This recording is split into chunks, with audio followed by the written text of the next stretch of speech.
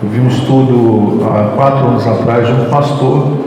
Vamos ficar de pé para a gente orar. Um pastor, Senhor nosso Deus, eterno Pai, graças te damos pela manhã desse dia, graças te damos pelo amor que o Senhor tem colocado em cada irmão, pelo outro. Essa tem sido aqui a nossa bandeira neste lugar. Pedimos que o Senhor nos ajude a continuar crescendo em amor e que a Tua Palavra continue mudando a nossa maneira de pensar, provocando em nós uma mudança de mente. E eu oro nesta manhã pela Palavra que iremos receber. Pai, se conosco, abençoa-nos para não sermos só ouvintes da Tua Palavra, mas também praticantes dela. Abençoa a nossa escola nesta manhã, os alunos nesta manhã, é a nossa oração, Pai, no nome do Senhor Jesus. Amém e amém. Sentem, antes da irmã Márcia falar, eu vou falar. Eu quero dar liberdade aos irmãos que não podem esperar, podem ir embora agora. Se você, pastor, não posso ficar mais do que 10 minutos, pode ir embora, porque nós vamos fazer o nosso horário normal da escola bíblica. A palavra de Deus para nós é muito preciosa. Então, se você, pastor, vim aqui só para te abraçar, obrigado pelo amor, pela homenagem, pelo carinho, mas não fique. Não é bom você ficar naquela pressa e o pastor vai ficar chateado se não ficar, porque nós vamos fazer o horário normal da nossa escola bíblica. Irmãos, escutem isso que eu vou dizer. Quando Jesus vier buscar a igreja, o pão que perece, ele não vai nos manter de pé. Esse pão aqui vai durar a eternidade em nós. Aliás, uma eternidade não, é o que vai nos sustentar nas eras da eternidade. Então, ame essa palavra, pratique essa palavra, coma essa palavra, ouça essa palavra. E que o Senhor possa nos falar através da Márcia nessa manhã, e a oração que fazemos no nome de Jesus. Bom dia novamente a todos. Agora vamos, como o pastor disse, nos preparar para receber, o alimento que é o mais importante, O pão, a fruta, o suco é tão gostoso, mas agora a gente precisa de um alimento que vai nos alimentar espiritualmente, Que é o que a gente precisa. Irmãos, hoje nós estamos estudando sobre as 7 igrejas, as 7 cartas enviadas às igrejas da Ásia. E hoje a gente vai estudar a 5ª igreja, que é a 5ª carta, que é a igreja de Sardes.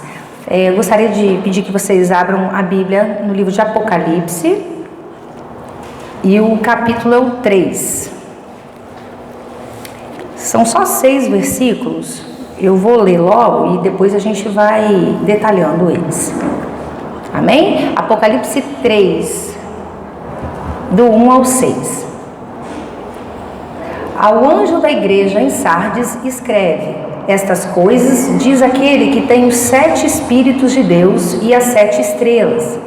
Conheço as tuas obras, que têm nome de que vives e estás morto. Sê vigilante e consolida o resto que está para morrer, porque não tenho achado íntegras as tuas obras na presença do meu Deus. Lembra-te, pois, do que tens recebido e ouvido, guarda-o e arrepende-te. Portanto, se não vigiares, virei como um ladrão, e não conhecerás de modo algum em que hora virei contra ti.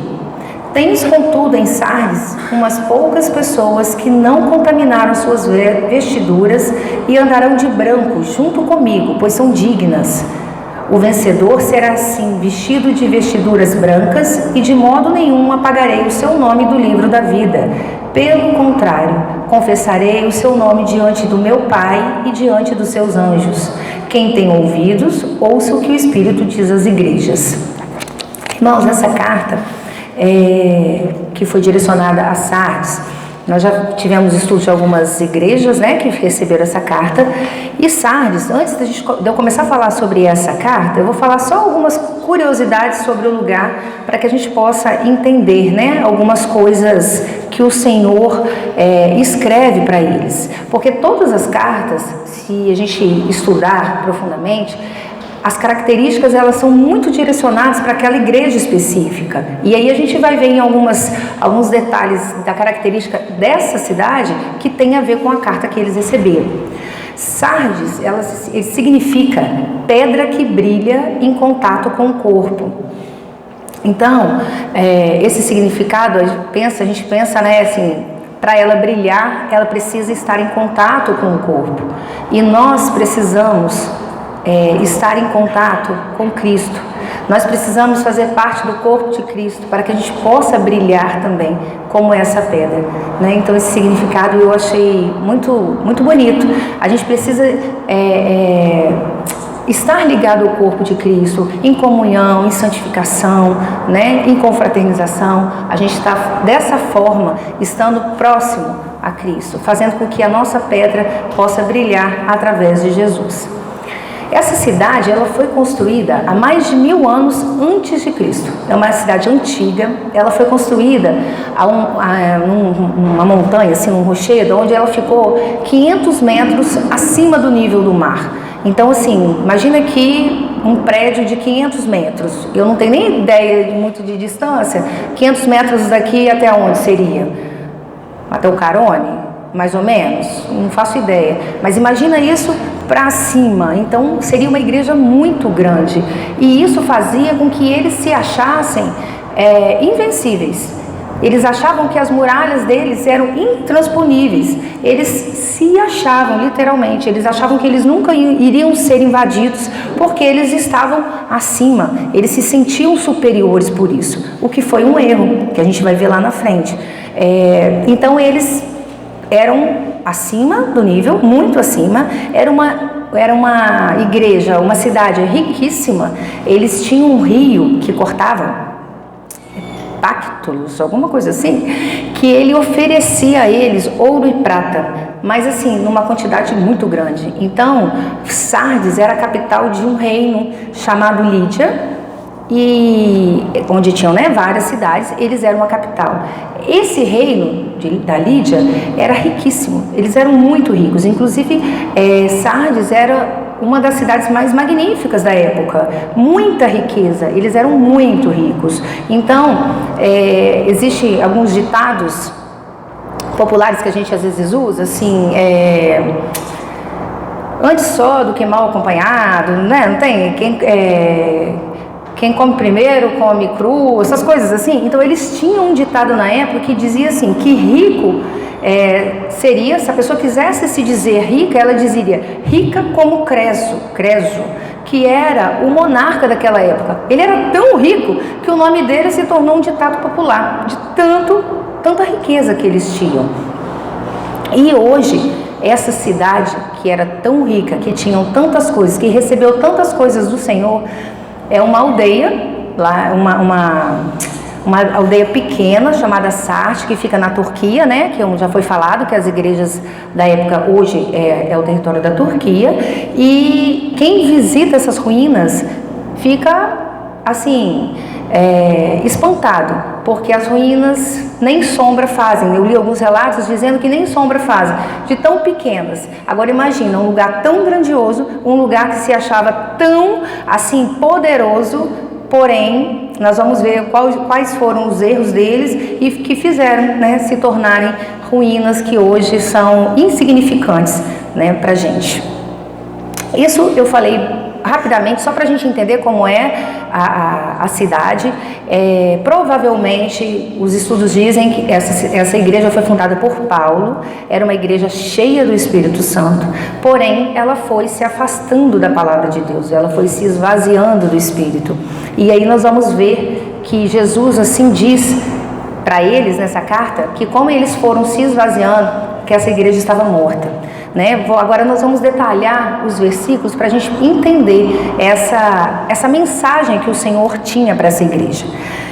No versículo 1, a gente leu que Jesus ele se apresenta como aquele que tem 7 espíritos e 7 estrelas. O que é isso? A igreja tem 7 espíritos santos? Não. Para a gente verificar essa informação, lá em Isaías diz, Isaías 11, 1, 2, eu vou ler para vocês.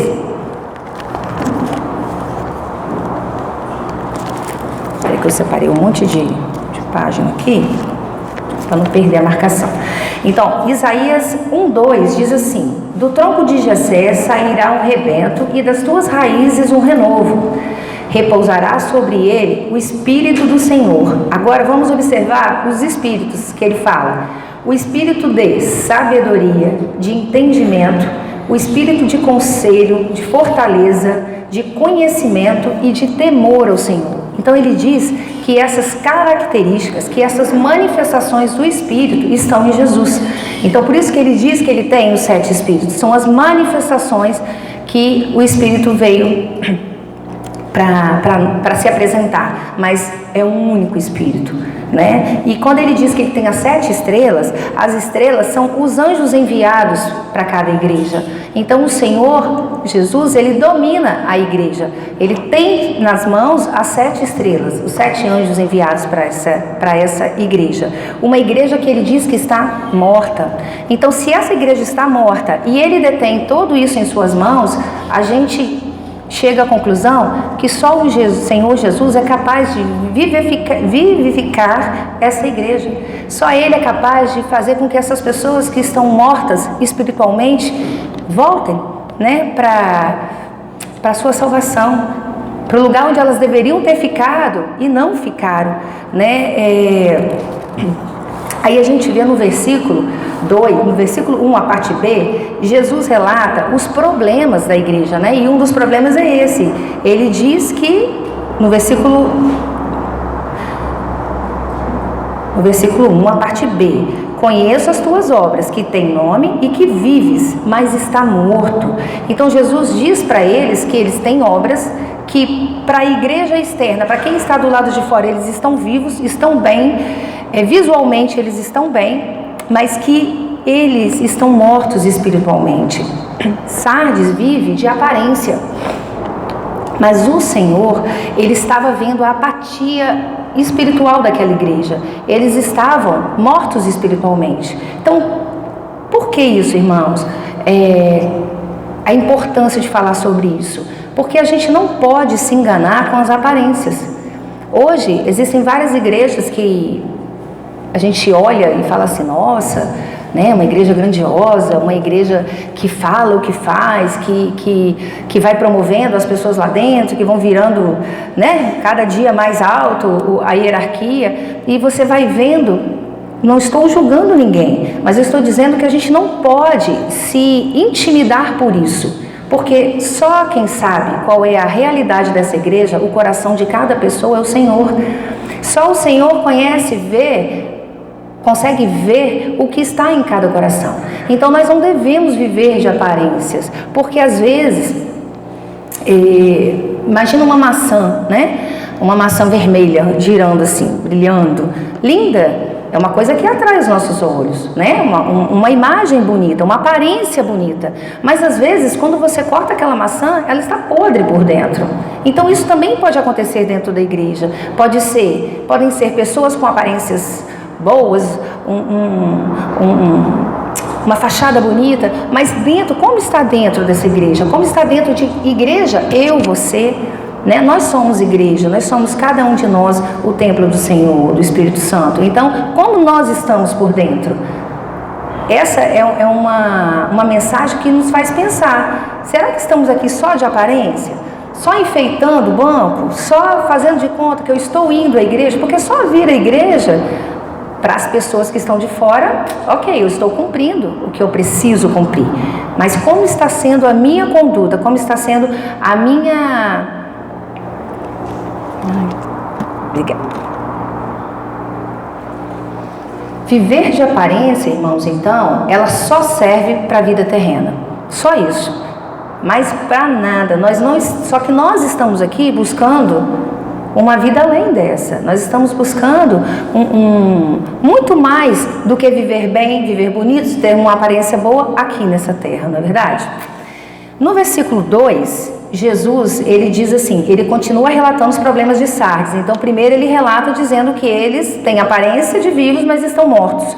No segundo questionamento, Jesus diz: porque não tenho achado perfeita tuas obras diante do meu Deus. no versículo 2, na segunda parte, porque não tenho achado perfeito ou íntegras as tuas obras na presença do meu Deus. Apesar de não sermos perfeitos, isso é mais do que claro, né, para todos nós devemos buscar a perfeição, nós devemos buscar a excelência, mas aonde? Nas nossas obras com o Pai. A gente deve, quando estamos fazendo algo para o Senhor, qualquer coisa que seja, a oração, trabalhar aqui na igreja, trazer alguma coisa, ou lá na rua, onde você for fazer alguma coisa para o Senhor, que você faça com excelência, com perfeição. Porque o Senhor vai julgar cada obra e Ele sabe o nosso coração. Ele sabe se a gente está fazendo para aparecer, para mostrar uma fachada que não é verdadeira, ou que nós estamos realmente, por mais imperfeitos que sejamos, por mais que às vezes programamos fazer uma coisa, programamos falar uma coisa e de repente muda tudo, o direcionamento vai, poxa, eu poderia ter feito melhor, mas o Senhor conhece o coração de cada um e sabe que buscamos a excelência em trazer para Ele o que há de melhor em nós. E o que nós podemos oferecer de melhor para o Senhor. É assim que deve ser a nossa conduta, é assim o relato de Jesus contra essa igreja, que eles não tinham as suas obras perfeitas perante o Senhor. E isso, irmãos, é um assunto tão delicado que às vezes a gente precisa ler um pouquinho mais, até para a gente cair a ficha mesmo. Acho que a palavra é essa, é cair a ficha da seriedade desse assunto. Em Jeremias 48, eu queria até que vocês abrissem Jeremias 48, o versículo 10, só a primeira parte, porque essa eu queria que a gente lesse junto. Amém? Maldito aquele que fizer a obra do Senhor, como, irmãos? Fraudulamente. O meu está relaxadamente. Então, podemos fazer a obra do Senhor de qualquer forma? Não. Eu creio que você saiu da sua casa, está aqui nessa manhã para ouvir um pouco mais a palavra do Senhor, para aprender um pouco mais. Então nós queremos nos aprofundar no desejo das vontades que o Senhor tem em nossas vidas. Então eu não creio que aqui alguém queira ser maldito, né? E esse versículo diz: maldito aquele que fizer a obra do Senhor relaxadamente. Então precisamos, eu só li essa parte para a gente confirmar, porque às vezes a gente aborda algum assunto, mas tem outra parte da Bíblia que fala disso assim de uma forma tão simples e ao mesmo tempo toca tanto o nosso coração. Então eu trouxe esse versículo para que a gente tenha certeza da preocupação em buscar a excelência, a perfeição e a excelência no que fizermos para o Senhor, independente do que seja. E aí, irmãos, como tem sido a obra, a nossa obra, a minha, de vocês, na igreja, lá no trabalho, na casa de vocês? Como tem sido? Tem sido um pouquinho, tem relaxado um pouquinho, tem sido procurado, né, ser perfeita? Eu gostaria que vocês pensassem nisso, quando forem para casa, que vocês possam ir pensando nisso, como tem sido a minha postura perante as obras que eu tenho feito para o Senhor, para o meu Deus. Porque, irmãos, aquilo que nós já falamos, Deus, Ele está relatando isso para essa igreja, mas que é para os dias de hoje. A gente viu que cada igreja tem uma característica, mas que todas elas são muito atuais para o dia de hoje. E esse problema é um problema atual. É um problema que nós vivemos dentro, eu creio que de todas as igrejas, né? Então, que a gente possa, sim, pensar nisso e querer fazer o melhor, para que a gente não seja malditos, né? Como Jeremias falou. Após essas broncas, então, só relembrando, Jesus apresenta duas queixas, que a igreja, apesar de se apresentar viva, está morta, e que ela não apresenta as suas obras perfeitamente perante o Pai, né? Jesus fala: perante o meu Pai. Depois que ele fala isso, Jesus, ele orienta. Primeiro, ele dá uma bronca, né? Ele reclama, ele fala o que incomoda e depois ele orienta o que deve ser feito. No versículo 3, a primeira parte diz assim: lembra-te, pois, do que tens recebido e ouvido, guarda-o e arrependa-te. Então Jesus, ele chama esses crentes, essas pessoas dessa igreja, a se arrepender, a lembrar de tudo aquilo que eles tinham recebido do Senhor, que eles já haviam recebido, tudo que eles já haviam ouvido na palavra do Senhor, para que eles pudessem se arrepender. Mas eles se afastaram, eles foram se afastando da palavra. A gente viu que eles foram se esfriando. E se eles já não se lembravam de tudo que havia recebido do Senhor, como que eles iriam se arrepender ou ser gratos? Porque eles já não lembravam de tudo aquilo que eles haviam ouvido e recebido do Senhor. Por isso que Jesus pede que eles se arrependam. E aí, irmãos, vem uma pergunta para nós, né? Nós às vezes passamos por momentos difíceis, situações complicadas, e como tem sido a nossa conduta perante o Senhor? A gente tem murmurado por não ter conseguido, a gente tem pedido sem cessar, mas esquece de agradecer. Se for da tua vontade, meu Deus, mas obrigado por tudo que o Senhor já me deu, por tudo que o Senhor já fez por mim. Então, Jesus diz que eles se esqueceram do que já haviam recebido, do que já haviam ouvido. Então, eu trouxe isso para hoje, para a minha vida. Às vezes a gente está passando por situações em que a gente esquece todas as outras coisas boas que já aconteceu em nossas vidas, que o Senhor prepara para nós todos os dias, dias lindos. E hoje pela manhã eu acordei cedo e aí eu estava na cozinha da minha casa. O vizinho tem um pé de manga grande e vivem passarinhos ali, né, dentro do pé de manga. E aí a gente sempre leva o Lucas para ver, joga pãozinho e tal.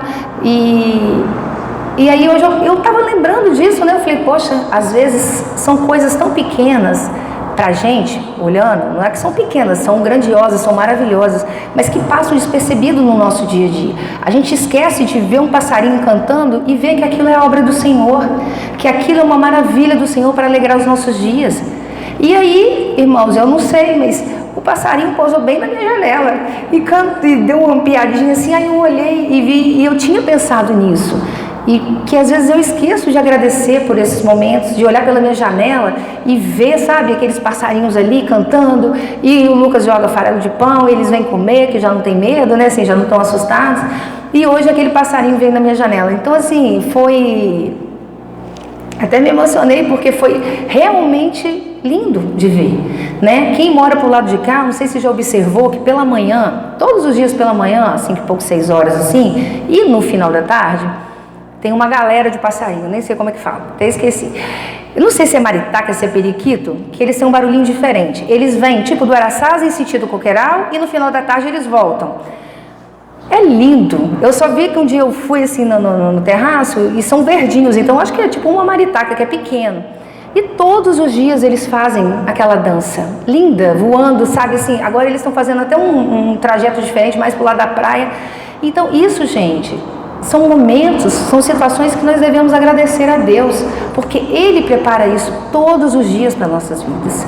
Não só isso, as flores, tudo que a gente vê, só que o nosso dia a dia, às vezes, se torna tão pesado, tão murmurador, que a gente não percebe e a gente deixa esses momentos passar. E não podemos esquecer de tudo que o Senhor já fez e tudo que Ele faz para nós todos os dias. Então, que essa queixa de Jesus contra aquela igreja não seja na nossa vida. Que possamos ser gratos por tudo que Ele faz. E o que não fizer, que a gente tenha certeza que o que Ele faz é para o nosso bem, então não seria o melhor para as nossas vidas. E que possamos entregar isso nas mãos dEle, mas confiar. E não entregar do tipo, mas eu queria, eu não recebi. Eu não recebi porque não era para mim, não era o melhor para a minha vida. E a gente tem que crer que o Senhor irá sempre fazer e preparar o que é melhor para nós. Amém?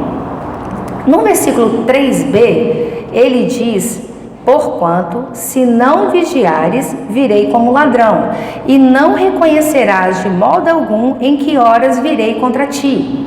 Aí aqui eu venho voltar a falar das muralhas da cidade, que eu falei que a gente falaria sobre esse detalhe.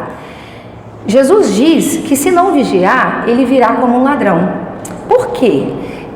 Essa cidade, eles se achavam superiores, eles se achavam intransponíveis, que ninguém nunca iria conseguir entrar naquelas muralhas, por serem altas, por serem difíceis de acesso.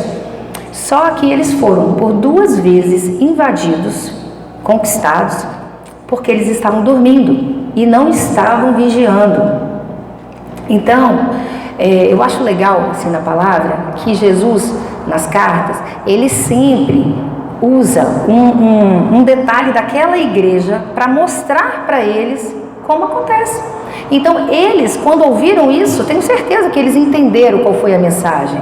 Vigiai, porque eu virei como um ladrão que não avisa a hora. E eles já tinham passado por isso. Então, o Senhor Jesus, por 2 vezes, aquela cidade, por 2 vezes foi invadida. E uma delas, inclusive, quando eles reconstruíram, eles fizeram, eu esqueci de falar esse detalhe, lá na característica da igreja, eles fizeram construções em homenagem a uma deusa chamada Cibele, que era a deusa de... Deixa eu até olhar aqui o nome. Ela tinha o poder de restaurar vida aos mortos. E aí, mais uma vez, o Senhor vem destruindo, né, o que esses povos dizem que os deuses dele podiam fazer. O Senhor vem mostrando que quem pode fazer ele, somente ele. Né? Nós vimos isso lá no Egito, quando Jesus manda as pragas.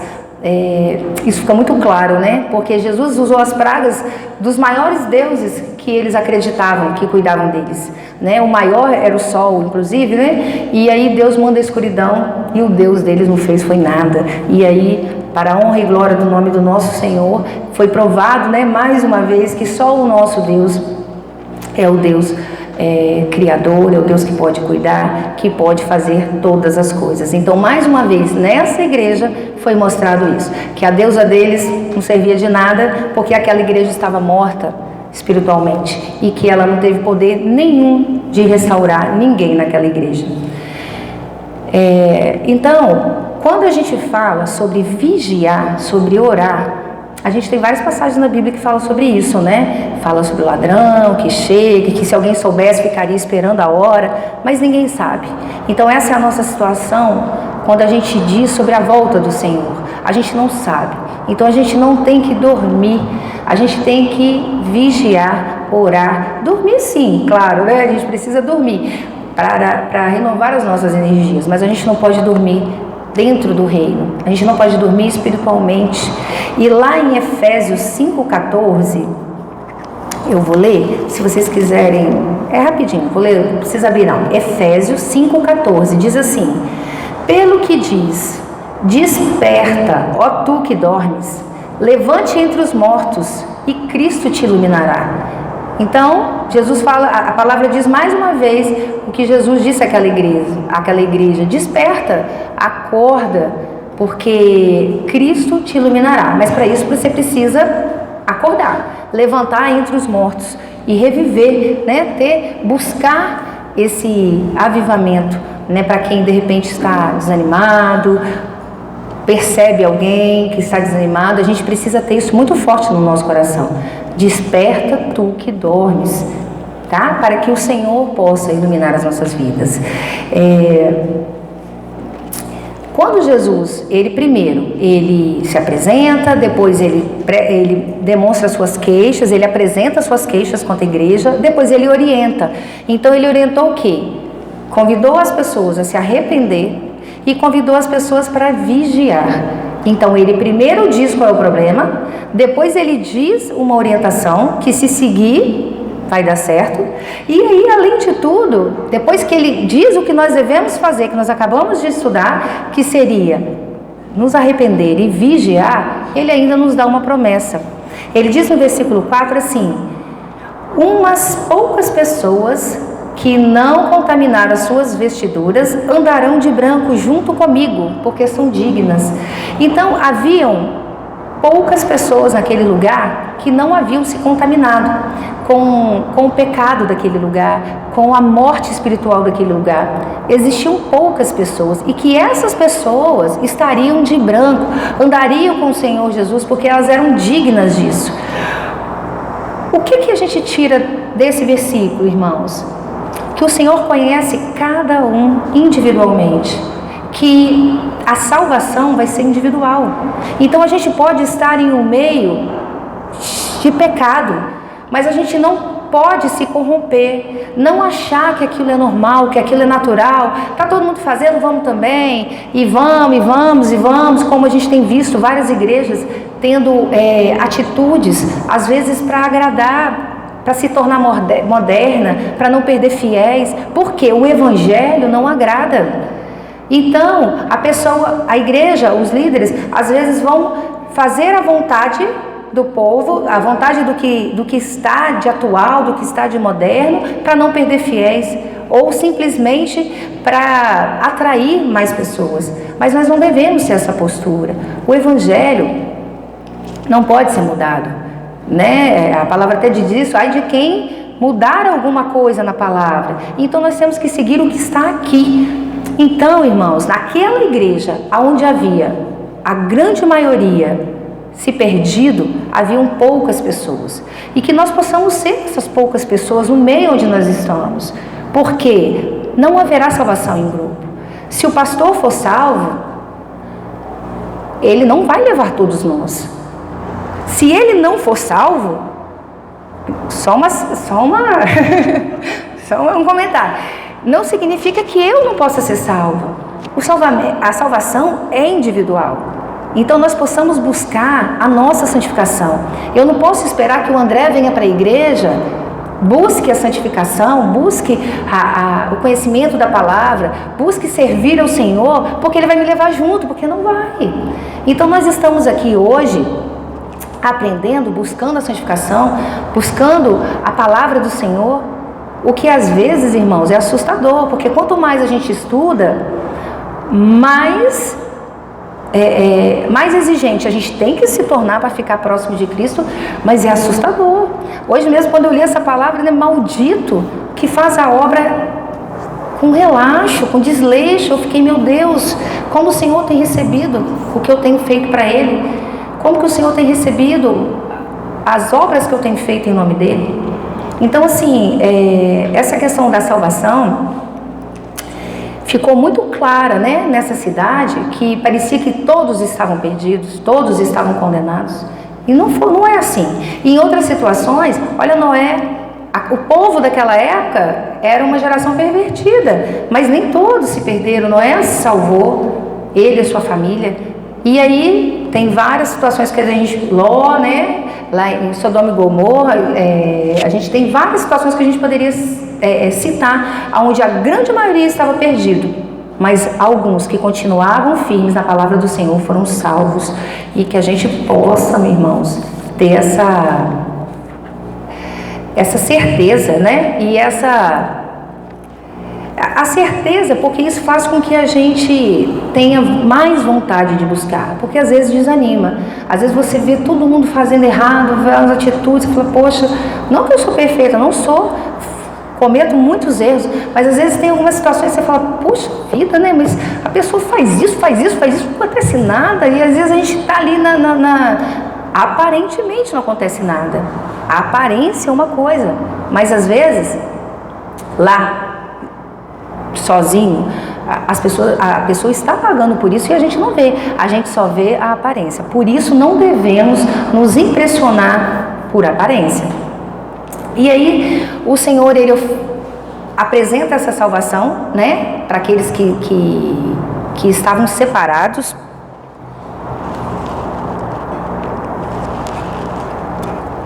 Para aqueles que estavam separados em seu nome, que não se corromperam.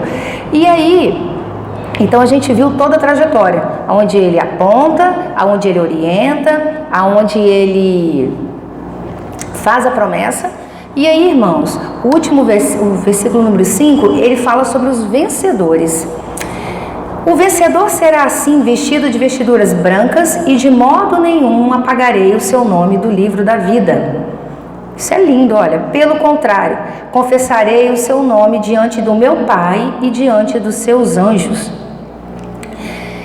Quem não quer ter as suas vestes brancas? Inclusive, um outro detalhe dessa cidade, por isso que eu falo que sempre a palavra tem a ver com característica daquela cidade.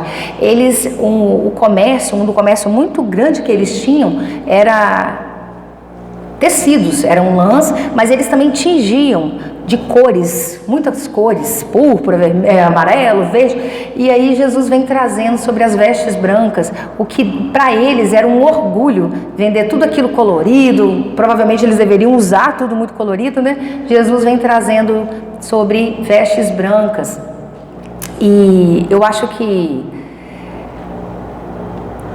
é o desejo de todos nós, né? Que possamos receber essas vestes brancas. Imagina, irmãos, no dia que Jesus abriu o livro da vida e confessar o nosso nome diante de Deus.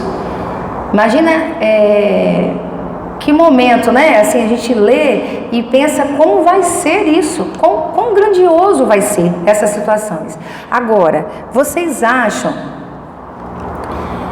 que o Senhor deixou essas cartas para a igreja primitiva? Ele falou isso para Sardes, somente para Sardes, quando ele diz que os vencedores, aqueles que conseguirem cumprir o que ele pediu, irão receber as suas vestes, irão ter seus nomes revelados.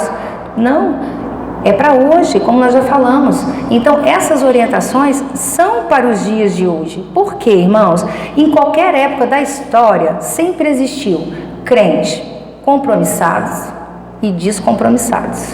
Sempre existiram os crentes avivados e os crentes frios. Sempre existiram os crentes fiéis e os indiferentes. Sempre existiu e sempre existirá. Então, que possamos ser os compromissados, os fiéis, os avivados, para que possamos receber essas vestes e que no dia do livro o nosso nome esteja lá, né? Jesus, eu já até falei isso, Jesus não apresenta só os problemas, ele dá a solução e ele dá uma recompensa.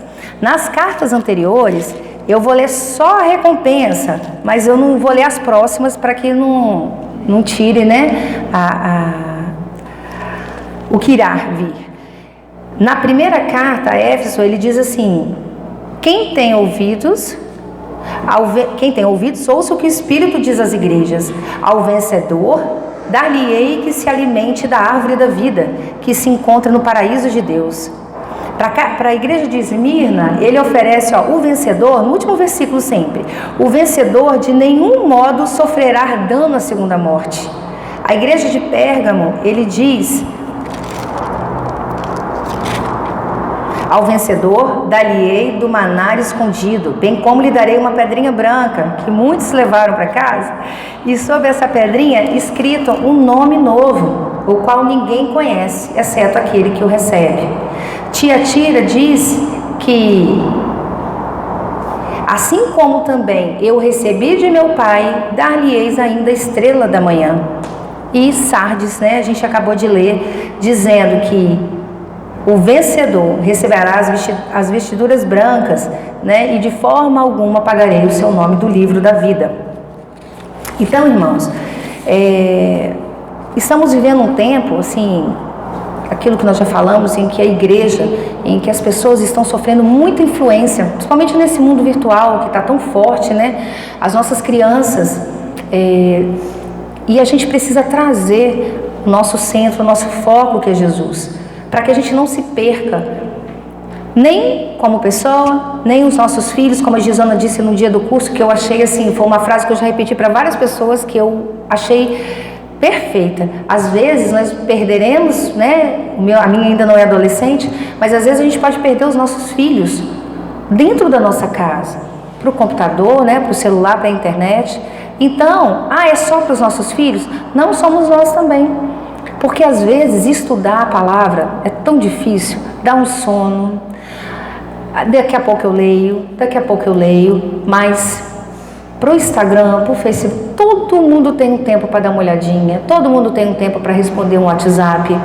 Então, A gente precisa também, às vezes, esse foco está muito grande nas crianças, né? Porque, primeiro que eles têm acesso a um mundo que a gente não sabe, às vezes, o que estão vendo. No YouTube vai entrando e vai entrando em outro, e outro, e outro, e isso deixa a gente assustado. Mas, às vezes, a gente também tem que se policiar.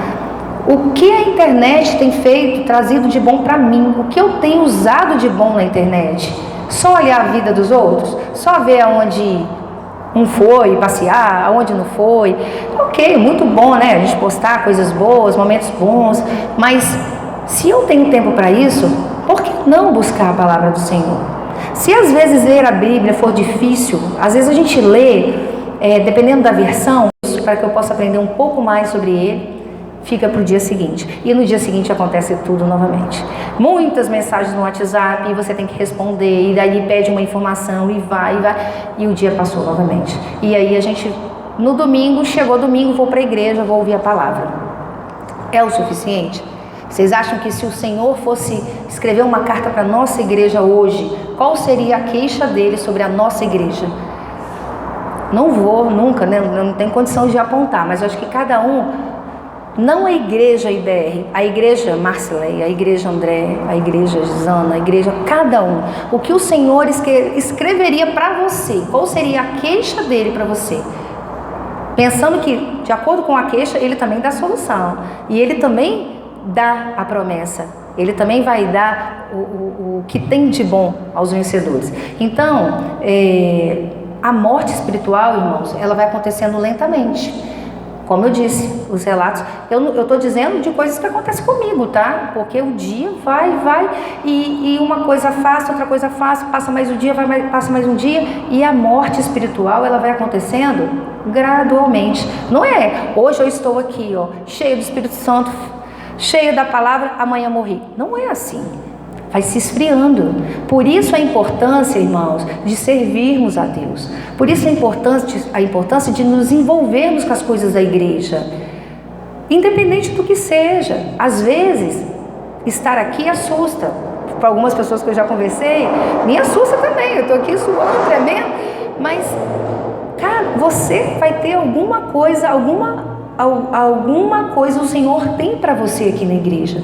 Então, quanto mais você se envolver, mais próximo você estará da palavra, de querer fazer uma obra perfeita, para que o Senhor aceite essa obra com excelência. Então, essa palavra vem para me dizer que cada dia mais eu preciso estar próximo das coisas do Senhor, porque quando a gente se afasta do Senhor, e essa morte vai vindo gradual, essa morte espiritual, a gente se afasta da luz, né? O Senhor é a luz, a palavra é a luz. E quando a gente se afasta da luz, irmãos, a gente fica mais próximo das trevas. E aí fica muito mais fácil para cair em tentação, para que o inimigo possa agir nas nossas vidas. Então, buscar sempre estar próximo da luz e se afastar das trevas, porque mesmo assim não é fácil. A gente sabe disso, que a luta é diária, a luta da carne é diária, mas que possamos estar presentes cada dia mais com o Senhor, para que Ele possa nos fortalecer todos os dias. E para concluir, no último versículo Jesus diz assim: quem tem ouvidos, ouça o que o Espírito diz às igrejas. Quem tem ouvidos, ouçam. Mas aquela igreja estava morta. Se ela estava morta, como ela vai ouvir o Espírito? Não é verdade? Se a gente estiver morto espiritualmente, como a gente vai ouvir o que Deus quer falar conosco? Não vamos. Então, irmãos, o que eu tenho para dizer é que a gente possa buscar todos os dias a palavra do Senhor. Que a gente possa buscar estar presente na tua casa, com os irmãos, buscando conhecimento, buscando cada dia mais melhorar, crescer, para sentirmos mais próximos de Deus, para que possamos servir melhor dentro das nossas limitações, mas que o Senhor sabe qual é, e o Senhor sabe que às vezes o que para um de vocês pode ser simples, o Senhor vai saber que aquela pessoa deu o máximo, deu o melhor que ela pôde, e aí é individual, é você e Deus e mais ninguém, né? Tem um vídeo que é lindo, né? Que ele fala, eu esqueci o nome dele agora, aquele cantor, ele faz um clipe sobre isso, é Deus e eu e mais ninguém. É lindo, É uma música muito bonita que fala para não chorar no Facebook, no Instagram, que vá para o seu quarto, que chore com Deus. E é muito bonita. E fala exatamente isso. Independente do que eu faça, do que você faça, você vai prestar contas ao Senhor. Então faça da melhor forma, faça com excelência, mais uma vez, né? Como eu já disse, para que o Senhor possa se alegrar, né? Com as nossas obras. E que Ele possa abrir o seu livro e confessar os nossos nomes, né? No dia. Confessar os nossos nomes para Deus e para os seus anjos. Que Deus envie sobre nós um poderoso reavivamento, né, em cada um de nós, irmãos. E que a igreja de Cristo é lugar de gente viva, né? Então que possamos nos sentir vivos e fazer com que o Senhor perceba, que o Senhor sinta o nosso amor por Ele. Amém? É isso que eu tinha para falar para vocês. Se vocês tiverem alguma dúvida que eu puder esclarecer também, tá? Estou à disposição. Irmãos, segunda-feira agora nós vamos começar uma jornada de oração que será de segunda a sexta-feira no horário das 19 horas. Nós nunca fizemos culto de oração nesse horário. 30 minutos, os irmãos sabem que eu sou pontual, tanto para começar quanto para terminar. 19 horas, se tiver uma pessoa, a gente vai abrir uma pessoa, se tiver com 100, idem. Mas eu desafio você, venha orar conosco. 30 minutos de programação, de tempo com Deus, eu tenho certeza que será muito produtivo. Mas eu quero orientar você de como participar dessa jornada de oração. Já há anos nós temos uma tradição de fazermos os cultos de oração pela manhã, 7 às 7h30 da manhã. E temos tido resultados de vitória aqui neste lugar em oração. Nós queremos nessa oportunidade fazer um teste, porque queremos atingir um público que infelizmente pela manhã nós não temos conseguido atingir. Então, se a desculpa é eu não posso vir orar de manhã, a gente vai ver se vai ter de fato uma frequência maior nessa semana, nesse horário das 19 horas, ou é tudo uma balela como a gente imagina que seja. Porque quando fizemos aqui a mudança do horário da escola bíblica para as 18 horas, aqueles que nos pediram foram justamente aqueles que não nos apoiaram. Então nós voltamos o horário para 9 horas da manhã, porque quem gosta de escola bíblica vem de manhã, de tarde, de madrugada, de noite, enfim, vem. Culto de quinta-feira tem sido a mesma coisa, mas essa semana nós vamos fazer esse teste, mas não é porque será um teste, que não será algo sério. Nós vamos estar aqui de segunda a sexta-feira, no horário das 19 horas às 19h30, orando e buscando a face do Senhor, recebendo uma semente do Evangelho e colocando os nossos pedidos a Deus. Primeira orientação, venha. Segunda orientação, irmãos, não venha de qualquer maneira. Você tem um problema na vida, uma bomba que está para explodir, ou então uma maracutaia que não se desfaz, você pode colocar os pés na cruz. Você pode desfazer problemas insolúveis na sua vida através da oração. Agora, como é que eu faço? Eu vou lá para o pastor orar? Não vem não. Deixa de ser um pedinte de oração, passa a ser um intercessor. Aprenda a palavra de Deus e use a espada. Irmão, se você já tem 1 ano de convertido, você precisa partir para o ataque, sair da defesa. Nosso negócio é fazer gol, meus irmãos. E é gol contra o inferno, não é contra a igreja do Senhor. Então nós estamos orando a Deus para levantarmos aqui um batalhão de intercessores. Sabe para quê? Para a gente ver milagre acontecendo no nosso meio. A gente quer milagre, irmão. Porque milagre é uma dos sinais da manifestação da presença de Deus no nosso lugar. Então vamos deixar de ser calça frouxa, de ser molenga, e vamos assumir a nossa postura em Cristo, vindo orar, fazer uma oração de guerra, uma oração determinando na vida da nossa família, do nosso Brasil, da nossa casa, o que queremos que seja mudado, que a gente está deixando o diabo deitar e rolar do jeito que ele quer, e a gente está vendo as famílias sendo destruídas, gente se envolvendo com drogas, com vícios, com prostituição, com adultério. Por quê? Porque estamos deixando, essa é obra do Satanás, mas a Bíblia diz que para isso manifestou o Filho de Deus, para desfazer as obras do diabo. Vem orar, para de ser um pedido de oração, começa a orar. Você quer que as coisas mudem na sua vida? Jó 42, e mudou a sorte de Jó quando o ex começou a orar pelos seus amigos. Enquanto ele ficou lambendo a ferida que estava saindo pus, está doendo, não aconteceu nada. 40 capítulos sem acontecer nada, só de lamúria. Na hora que ele falou assim, presta para alguma coisa, meu Deus abençoe meus amigos, Deus mudou a sorte do cara. Quer mudar a sua sorte? Venha orar. Venha orar. 3 pedidos de oração nós vamos apresentar. Primeiro, o seu pedido pessoal. Você vai vir orar pelo seu pedido. Pastor, tem 4 pedidos. Não, deixa 3 no bolso. Vem com um. Vem com um pedido. Nós vamos orar por um pedido seu. Segundo, nós vamos orar pela igreja, pela nossa igreja. Nós queremos aqui gente se convertendo, gente se batizando, dons espirituais da igreja com coerência e discernimento e amor. E nós vamos orar também pelo nosso país, pela nossa nação. Um pedido seu, um pedido pela igreja e um pedido pelo nosso país. Nós precisamos continuar orando. E tem que deixar de ser só assistente. O Bolsonaro, Lula. Deixa essa porcaria lá e vamos, irmãos, meter a espada do Espírito com fogo para definir Deus na nossa vida. E deixar de ter essa vida medíocre. Sabe o que é uma vida medíocre? É a vida na média, todo mundo é igual. Olha o que a palavra do Senhor hoje nos deu.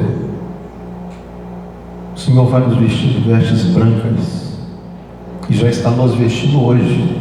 Não vai no futuro, já está hoje. Quem não estiver vestido de branco, pastor, é uma cor esquisita, é de pai de santo, mas não é disso, não. Deixa de ser menino. Roupa branca fala sobre pureza espiritual, sobre integridade espiritual, inteireza de espírito. Vamos ficar de pé para você ficar animado, senão você acha que o pastor vai pregar. Estou só reforçando o que nós vamos fazer semana que vem. Não é nem a mensagem da massa que eu estou reforçando, estou falando o que nós vamos fazer. Vem orar comigo, segunda-feira, 7 horas da noite, estou aqui.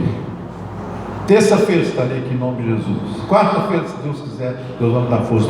Quinta-feira eu vou estar com você, que a gente vai ter depois do culto, a gente vai ter cafezinho, que a gente vai fazer, tem um café. E 8 horas, um culto abençoado. Irmão, eu estou empolgado para pregar umas 10 horas hoje.